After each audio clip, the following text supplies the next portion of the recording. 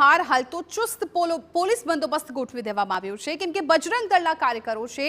એ ત્યાં આવવાના message viral થયા છે અને મેસેજને લઈને અમદાવાદ પોલીસ એલર્ટ મોડ પર છે। કોંગ્રેસ કાર્યાલય તરફ આવતા રસ્તાઓ પર બેરિકેડ લગાવી દેવામાં આવ્યા, ટીયર ગેસ સાથે પોલીસ ટીમ તૈનાત કરાઈ, પોલીસના ઉચ્ચ અધિકારીઓ પણ પ્રદેશ કાર્યાલય પહોંચ્યા। મંગળવારની ઘટનાનું પુનરાવર્તન ન થાય તે માટે પોલીસ સચેત છે। ડીસીપી ઝોન 7ના પોલીસ અધિકારીઓના કોંગ્રેસ કાર્યાલય બહાર ધાડા દેખાઈ રહ્યા છે।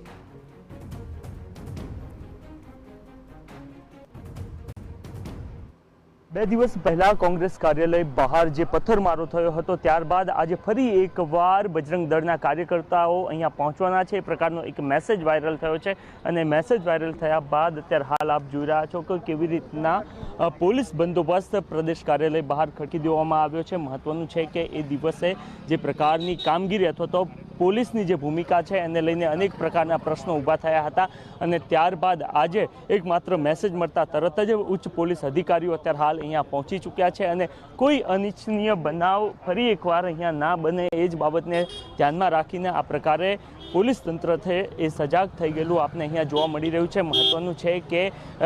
એ દિવસે જ્યારે પથ્થરમારાની ઘટના બની હતી ત્યારબાદ પોલીસ ફરિયાદો પણ થઈ છે, પરંતુ